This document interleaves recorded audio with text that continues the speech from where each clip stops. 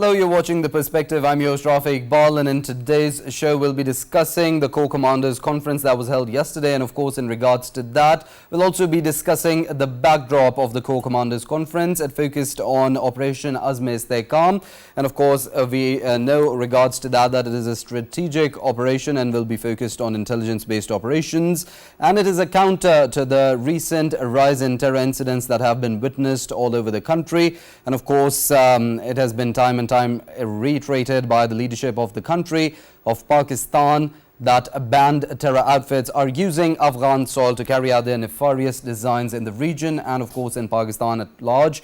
The Interior Minister of the country, Mohsin Naqvi, earlier held a public conference and said that the Pakistan side has irrefutable evidence of these banned outfits using the Afghan soil to carry out their nefarious designs in Pakistan. And the Foreign Office spokesperson also called upon the Afghan Taliban to take action against these banned outfits. And in regards to that, this Operation Azm-i-Istehkam was launched to ensure security and stability and peace in the region and in Pakistan, and of course to dismantle the terror groups that are carrying out their nefarious designs inside Pakistan. Of course, as Pakistan stands at a point now where there are so many efforts for economic revival going on, so much foreign direct investment coming into the country, and in such an environment you need to ensure security as well. We will be discussing all the different aspects of the Corps Commanders Conference as they discussed digital terrorism and how some quarters were criticizing the Operation Azm-i-Istehkam baselessly and using social media to carry out their nefarious designs, and also to counter propaganda as well, along with carrying out the operations against the terror outfits. These were the different aspects that were discussed, and we'll be further deliberating on that. In the studios, we've been joined by Aniq Zafar, who is an analyst. Thank you for your time and being part of the show. We've also been joined by Naveed Aman, who is an analyst, present in the studios with us. On phone, we have been joined by Brigadier Rashid, Wali, Janjua, who is a security analyst, and Zahid Gishkori on Skype, who is a journalist. Thank you all for your time and being part of the conversation.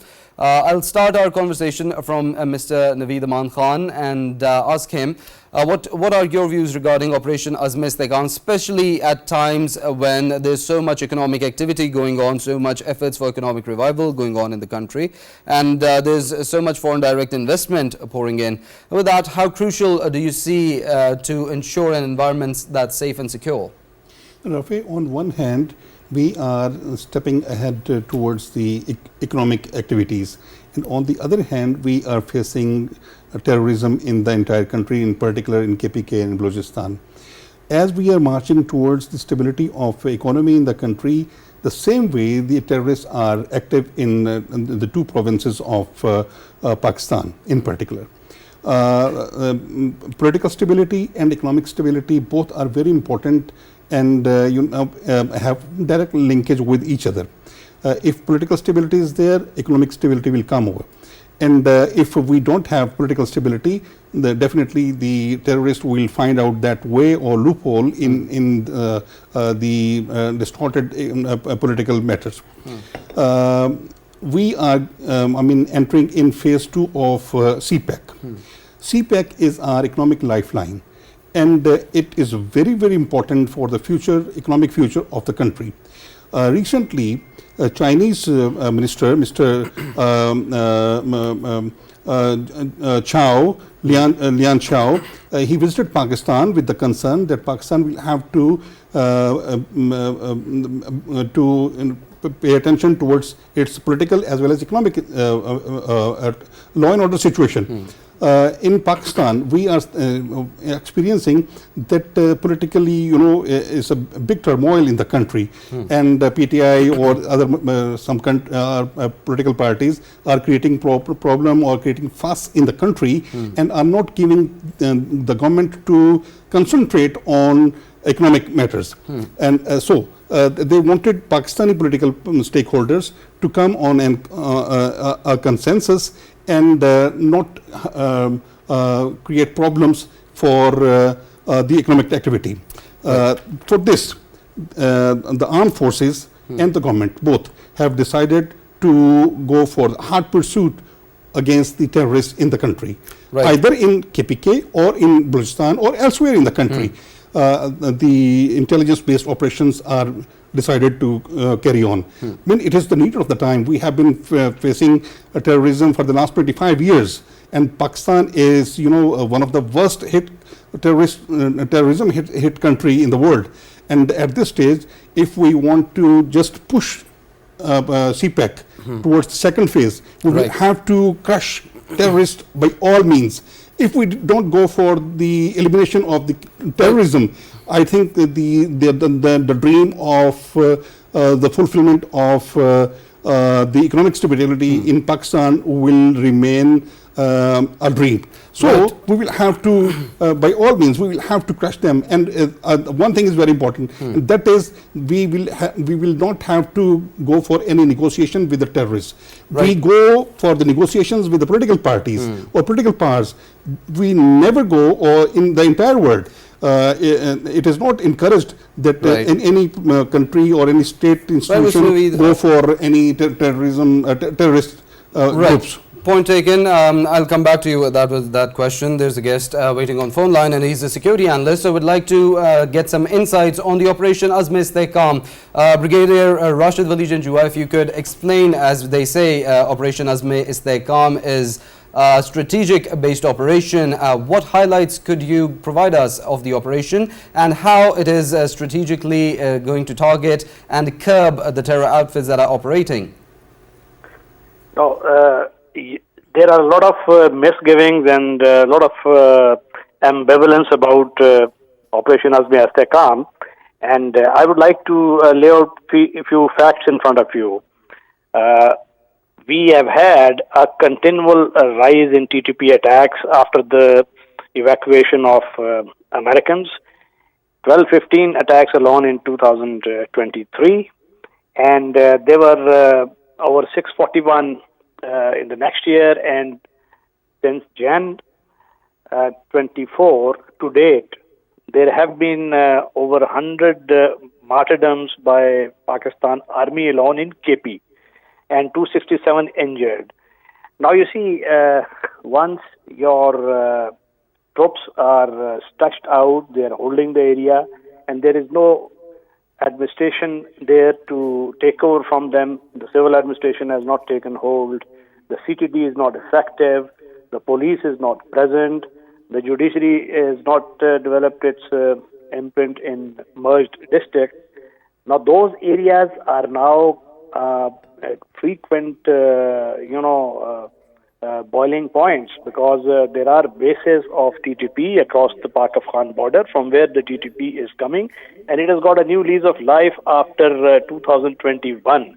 It is as if somebody is orchestrating and somebody is actively planning their operations. And the imprint of RAW is front and center. They are being funded very munificently, and the Afghan interim government, despite our best efforts and continual positive engagement, somehow has not been very effective, either in reining them in or dissuading them from attacking Pakistan. Under these circumstances, the troops are conducting IBOs day in and day out. Daily 5-6 ingress attempts are foiled, and army itself is quite overstretched, and the maximum sacrifices have been offered by the army and its jawans and its officers who are leading from the front. And when these IBOs they elicit the equal response from TTP, then there is a continual destabilization of these regions where no economic activity can take place, which further fuels resentment. So under these circumstances, Army has planned to upscale its operations from IBOs into major operations to go into the vacant spaces where these 1,500 to 2,000 TTP militants, which have crossed over since 2021 and are now operating in a fluid manner. Once attacks, IBOs are conducted in one area, they move into another merged district, and from there onwards, when the pressure comes, they move on to another area. So now a decision has been taken that coordinated operation would be carried out, targeted of course, and they would be eliminated and area would be sanitized of their presence. But this whole operation needs a non-kinetic component. We cannot leave our borders unguarded and porous, where this illegal spectrum of crime, it keeps helping the terrorists. The border smuggling and other issues, those need to move hand in hand, and for that the political government, especially in the province, needs to be very focused, very serious, and it has to sit down with the federal government to lend a helping hand in this operation.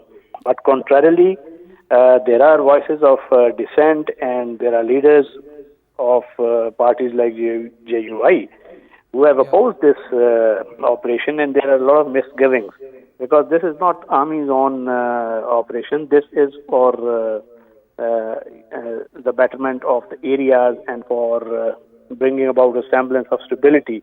No economic activity can take place, and if the heat is felt by merged districts now, it is only a matter of time once this heat comes to the settled area.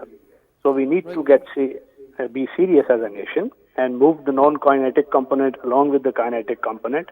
And for that to happen, the linkage of crime with politics needs to be severed. There are influential elements within the political power elite who are benefiting, who are getting the rents out of this activity. So this share of this illegal spectrum is being shared by everyone. So unless we get serious and the government focuses on eliminating this, and we go non-kinetic component moves hand in glove, and the public security support is secured. The army, if it launches this operation without public support, it will face a lot of problems, and for that, army has tried to focus the national attention on this issue, so that the media and academia and civil society and the people in the merged districts, they all understand the value of what is going on and what is the intent, and bring a united front and a synergy into this effort. Because without public support, no operation has ever succeeded in the past as well. Right, definitely. Brigadier Rashid, there's two questions that I'd like to pose since you mentioned that the armed forces need to take the whole country in confidence. There was an all-parties conference held earlier in which all the political parties of the country, they held consensus in the issue of national security and how it needs to be addressed. And the opposition party, the main opposition party, the PTI at the moment, it also talked about being part of those talks and supporting for the Operation Azm-i-Istehkam. And secondly, when we talk about the Operation Azm-i-Istehkam, we know that the banned terror outfits, they have been using the Afghan soil to carry out the nefarious designs in Pakistan. Will the operation also focus on persuading the Afghan Taliban somehow to take action against those banned terror outfits for not using Afghan soil to carry out their terrorist attacks in the region and be regional spoilers of peace? Of course, there is an external dimension, and that is the threat emanating from across the Pak-Afghan border. Pakistan will positively engage Afghan interim government, because we do not want to create a LOC-like situation on Pak-Afghan border. We want good relations, and we would wish that Afghan interim government, it lends a helping hand in reining in these non-state actors like TTP, because unless they do so, these very elements might band together and start operations against Afghan interim government as well. And this area might become a festering source of terrorism again.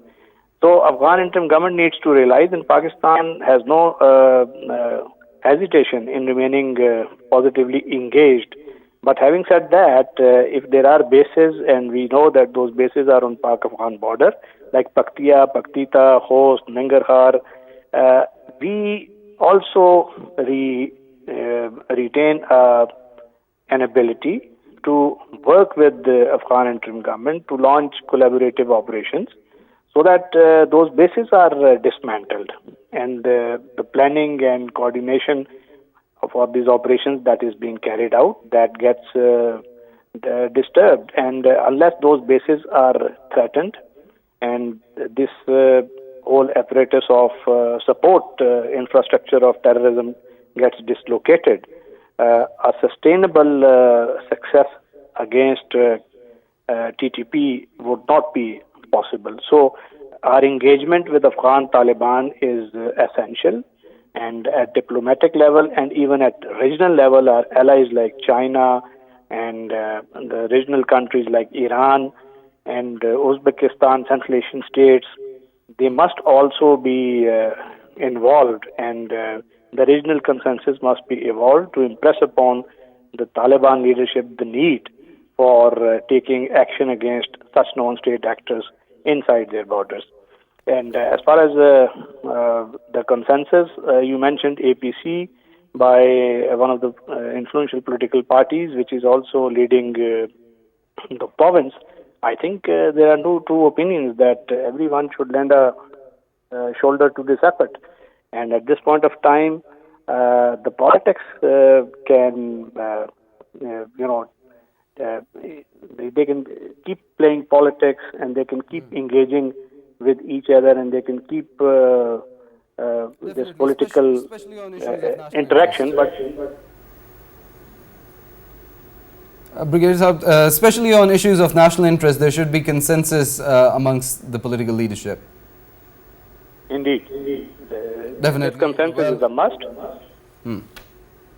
Well, thank you, Brigadier Rashid, Wali, Janjua, security analyst, for your time and your insights, of course, regarding Operation Azm-i-Istehkam and the security situation regionally. I'd like to include Aniq Zafar in the conversation as well, and since you've been waiting for a while as well. As Brigadier Saab talked about the regional security situation, and when we talk about Afghanistan and the regional situation, there's efforts for regional connectivity with the Central Asian states, CPEC being a flagship project of the BRI, which is going to be a silk route for the Central Asian states in South Asia.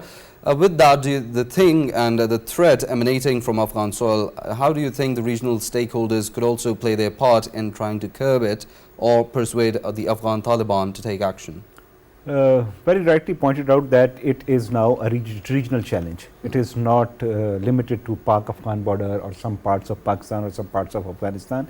It is now a regional challenge because the region is looking towards connectivity, trade, transport, goods and services, free movement through these lands from Pakistan to Afghanistan to Tajikistan and Uzbekistan and onwards.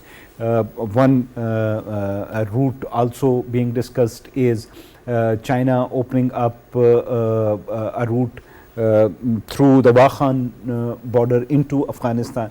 So all kinds of plans are in the play. What Afghan Taliban need to understand is that for all those projects to complete, those projects that will bring in economic benefits for Afghan people, for those to work, there has to be regional stability. There has to be, the security situation has to improve. And the most important component of that security situation, of course, remains Pakistan-Afghanistan border areas, right? Because these have traditionally been the hotbed of militancy or terrorism, whatever way you may call it. But these are the areas which have been the hotbed. But at this time, even Russia, China, Tajikistan, Uzbekistan, everyone is worried about Afghanistan. I was reading through a news story in which even Russian special envoy to Afghanistan, Zamir Kabulov, was also of the opinion that Afghan Taliban need to understand that this is not how the states are run. You have to run the states on nation states on the basis of a few principles. So one of the fundamental principle of that is that you do not let your soil to be used against your neighbors. Now coming to TTP, everyone knows that TTP and ATT, Afghan Taliban, have been ideological brothers. They have supported each other in the past, and at this moment when Afghan Taliban are controlling a state, so-called state, I do not recognize Afghanistan as a proper functioning state as such. It is still a conglomeration of tribal and militant collaboration. It is not functioning as it hasn't functioned as a normal state for years. I think I don't remember whenever that was. But to become a normal functioning state, they have to ensure that TTP stops its activities, and if they want to host TTP, if they want to give them space to live there, earn their living or whatever, they are welcome to do that. We don't have a problem with that. But they cannot allow them to come to Pakistan and commit terror activities. They cannot let them recruit Afghans to do that. We are seeing a pattern here that sometimes TTP is also recruiting Afghans to conduct activities in Pakistan, actions in Pakistan. So this is not acceptable. And as for our right to go and hit them at their bases, we retain that right, and I think Pakistan has been very clear that we will exercise that right if we feel that it is a necessity. Point very well made, sir. I'd like to include Zahid Gishkori in the conversation as well, as the conversation is shaping up. From the Doha court to the Doha 3 meetings, how do you see the Afghan Taliban's progress so far, and especially in regards to the security situation and the banned terror outfits element, with evidence coming in of how they're using the Afghan soil to carry out their nefarious designs in the region?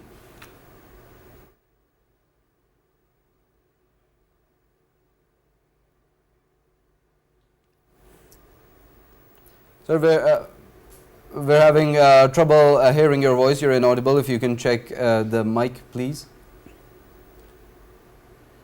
Oh, yes. Now I think you can hear me properly.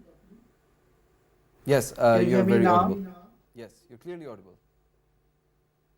Thank you very much for the opportunity. The discussion and debate we have been having here is very productive. I think overall, the Brigadier Saab was giving up the situation why this operation was inevitable in these circumstances, the state coming across.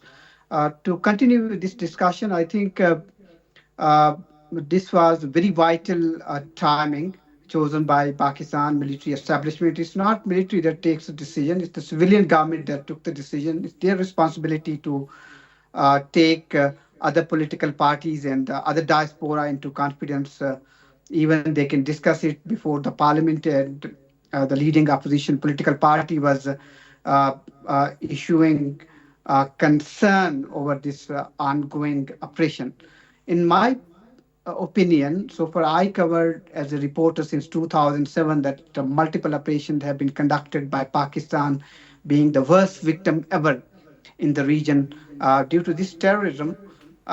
Pakistan, although witnessed stability after 2015 when Pakistan started National Action Plan, but after 2020, this was quite a turmoil inside the state, that the political instability and the multiple options and multiple reasons were that the country could not maintain and retain the stability which otherwise needed for the state, and that's the decision that was taken.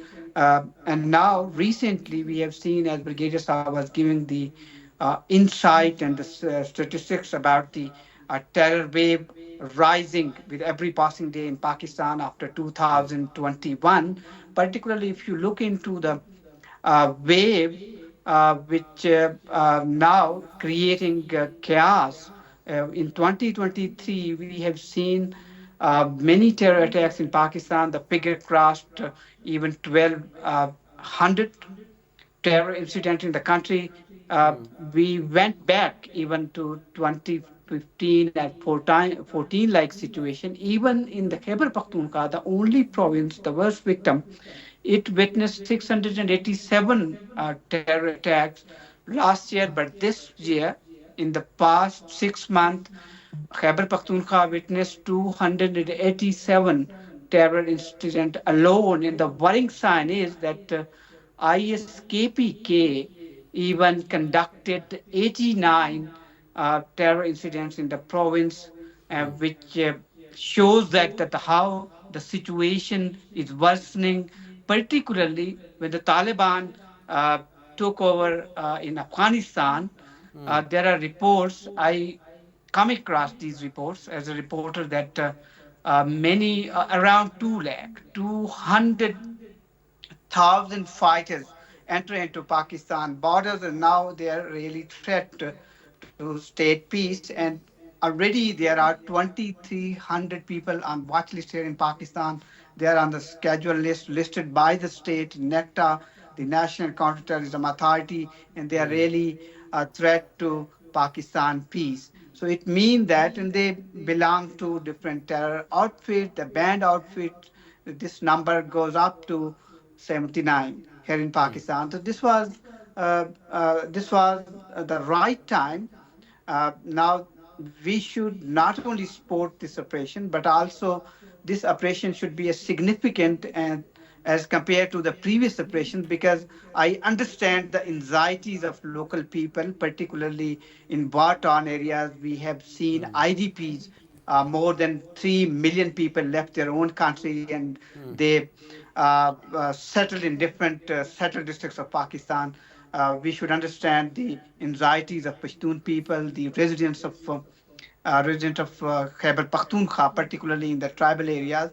But this operation is quite different, and this is the prime responsibility of the government, our institutions, to clarify the situation, to take confidence into the local representative Definitely. into confidence that this operation is not like that, that it's not the cleaning operation like Operation Radul Fasad, or cleaning the area, the tribal area, the Khyber agency, the Bajor agency, the other different agencies, when the fight was in a different way. But now it should be a targeted operation. It's a local already have been supporting because they need peace. They themselves stood up against the TTP, and it's significant in the past as well, because they want peace and they don't Right. want any terror outfit to host them, to create mess in their own areas. So this is a quite different situation here, the Pakistan. And the SCO, the recent meetings of Shanghai Cooperation Organization, it's a regional threat now, because Yes. ISKP is not threat for Pakistan or Afghanistan, it's threat for, obviously, Russia, it's threat for India as well. So the terror Yes, Rob, designs I have think the also been ISKP has changed, and gone the far from state being a must also. I think the ISKP has gone far from being a regional threat to a global threat with how they're expanding their capabilities. And in regards to that, with the ISKP becoming a regional threat, do you think the world community needs to take notice of that?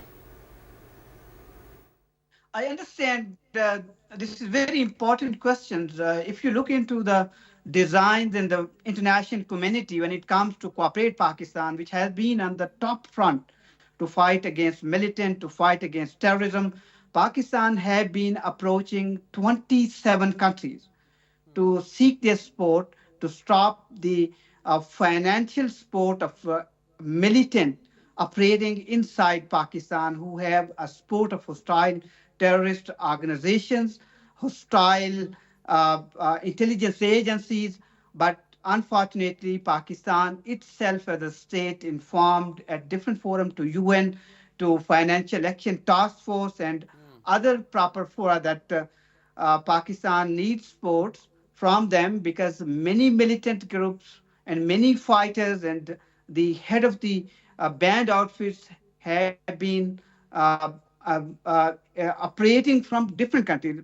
Forget about Afghanistan. It's a clear message. Everybody knows it. That's their major hideouts are here in Afghanistan. But Pakistan have been approaching Germany, US, UK about the Baloch militant operators who were otherwise seeking asylums or many other things, because Pakistan have undisputed evidence that these supporters of militant organization have been financing these militant who otherwise pour into Afghan from Afghan side and enter into Pakistan, and then they create mess. Right, Zahid So Gishkori, and world that's community did not support Pakistan. It is a clear because these Pakistani reports submitted with the Financial Action Task Force and another forum, even at the UN or at a different international forums fighting against the terrorism, but not a single state frankly supported as Pakistan have been supporting to United States, to different other states which themselves otherwise have been victim of terrorism. So they should right. understand So that Zahid, I'll how let you Pakistan have been struggling. I will continue from the Gishkori's word. Right. In fact, we need to keep in mind two things.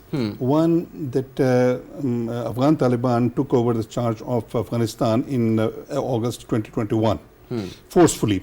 It was not a legitimate government. It was illegitimate way of having control of the country. And they thought that if they can have the control of Afghanistan in such a way, they can also have control of Pakistani, that bordering region in the same way. So the TTP is fighting here in Pakistan as a proxy of Afghan Taliban. And they are also having in mind the same way that they can also have the control of KPK or the surrounding region in the same way forcefully as they have captured Afghanistan government in August 2021, number one. Number two, we will have to keep in mind the way China and Sri Lanka took over the control of their regions from the terrorists. Terrorism in China, Xinjiang province of China, and in the entire Sri Lanka have been, matter of trouble for both of the countries. But the Chinese government very, very successfully crushed the ETIM terrorists in the country, in the region, and same way the terrorists of Sri Lanka were crushed by the Sri Lankan government. These are two main examples for the Pakistani armed forces and for the Pakistani government to keep in mind and follow the same design and way, the way they have achieved that success in their countries. In China, Xinjiang province, I have been in China for many times, and I have experienced that region, that they have full control, complete 100% control in their region as far as the terrorism is concerned. And this CPAC is possible only because of that control in their region. And it originates from the Xinjiang province up to Gwadar. And it could not be possible if the Xinjiang province was not in the control of Chinese government. And if there is any single element of terrorism were found in the province, it could not be possible. But now they have complete control in the region, and that is because from Kashgar to Gwadar, they have been successful. As far as Pakistan is concerned, within Pakistan, we have been facing problems as far as the security matters are concerned. Here, they are very clear that we will have to address terrorism, one hand, and political instability on the other end. So, for terrorism from Gwadar to the border of China, we will have to have complete control unless we cannot go for the second phase.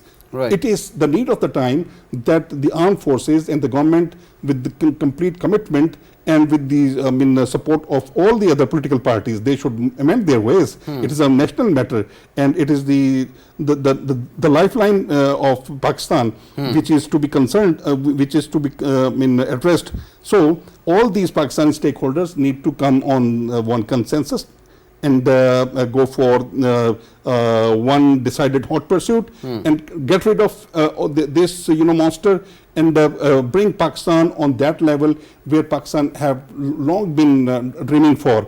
And a third thing is very important. This terrorism is not in the very good interest of Afghanistan as well. This peace is in the good interest of Afghanistan, and Afghan government, Afghan Taliban will have to have mercy on their nation and have to address their nation, their women, their children. They are starving. They are deprived of every facility which any human being wish for. And they are exporting terrorism in Pakistan, and they are creating problem for Afghan government, Afghan nation as well. So for the best interest of the region, I think they need to have that benefit out of that CPEC which Pakistan is planning and Pakistan is wishing. Same advantages Afghanistan can also cultivate. And from all this activity which have happened in Central Asia 2 days back in SCO conference, they need to be very, very wise and be the part of that level of forums, be the part of those economic activities or the political activities, not that terrorist activities. They are known in the world as a terrorist activity country. They should be known as a country which is very, very capable for the political or economic activities as well. So this is what the Afghan nation need to learn lesson from the region. The region is moving ahead, and they are, they are, and they need to keep in check as well. Well, there's another aspect of that I'd like to discuss regarding the Corps Commanders Conference that was held. It also focused on as Mr. Naveed Aman he talked about patriotism, nationalism, and how there needs to be a thought of progressiveness. There have been some quarters that have been criticizing Operation Azm-i-Istehkam, specifically on social media. At a time like this, do you think the people need to be more careful and more responsible towards how they use social media, especially when it talks about issues of national interest like national security? Well, social media normally does not reflect very deep thinking. So most of the people who create noise on the social media are driven by political divide in the country, right, or they have very bare minimum knowledge of such sensitive subjects. So I wouldn't give them that much credit or give them that much importance. But having said that, I think the government itself and the military need to come up with a good communication strategy. They have to use communication means to reach out to the larger audience in the country, address the concerns, convince people that it is the only way out. I am totally convinced that this is the only way out. There are some people who think that this can be resolved by engaging with these forces, but I think they need to be reminded of the history, that it has never worked in Pakistan, at least in other countries as well. In Pakistan, we have had we have this classical example of Swat. When we did give them a peace agreement, we asked them to implement your system, whatever Sharia system they wanted to implement, but they refused to put down their guns. They did not stop terror activities, and ultimately the state of Pakistan had to move in and remove all those irritants from Swat Valley. So there is no solution that can be gained by engaging with likes of TTP or ISKP, because people do not understand that what is their larger agenda. It's not about Sharia. I mean, it is about power. It is about control. So how can you engage with someone who wants to annihilate you, destroy your way of living, destroy your social fabric? What engagement you can have, and how can you engage with someone who does not recognize the state of Pakistan as a legitimate state, someone who does not recognize the Constitution of Pakistan as the guiding document for governing the country? So so what are the bases on which I will be able to speak to that person? And Rafae, if it is important for the engagement In past PTI government, they have tried to engage or settled 4,000 to 5,000 terrorists in the country, which was a big blunder and which really was a big blow to this economic activity. If it is important, China and Sri Lanka could have gone for the same. But China and Sri Lanka, they never went for the negotiations with terrorists. They crushed the terrorists, and that is why now they are stable and they are comfortable in as far as the economic activities in both of the countries are concerned. And we in Pakistan, how we can negotiate with the terrorists? Terrorists should be crushed, and should the armed forces are very clear that no negotiation with the terrorists either in Balochistan or in KPK or any part of the country. No terrorist is for the negotiations. It is only political parties or the political stakeholders who are invited or who are encouraged for the negotiations. Never go for that terrorism outfits. So this is a consensus established in the armed forces and in the political parties, in the government, in the larger interest of the country and the nation. We will have to go for the elimination of terrorism, and that is the only way. Well, of course, no option. Issues like terrorism, they should be shunned in all terms possible. As of course, terrorism has no religion, it has no motive, and except to cause unrest in the region, in whatever case, in whatever place they are taking place. It has no genuine motive ever and could never have. With that, we'll conclude today's show. Of course, I'd like to thank all of our panelists, Naveed Aman who had joined us in the studio. Thank you for your time. Mr. Aniq Zafar, who had joined us in the studio as well. Thank you for your time as well. Brigadier Rashid, Wali, Janjua, who had joined us on phone line, and Zahid Gishkori, who had joined us on Skype. Thank you all for your time and being part of the conversation. In today's episode, we discussed Operation Azm-i-Istehkam, the Corps Commanders Conference related to that, and the different aspects of the security situation in Pakistan and the region at large. With that, see you same time tomorrow. Till then, take care.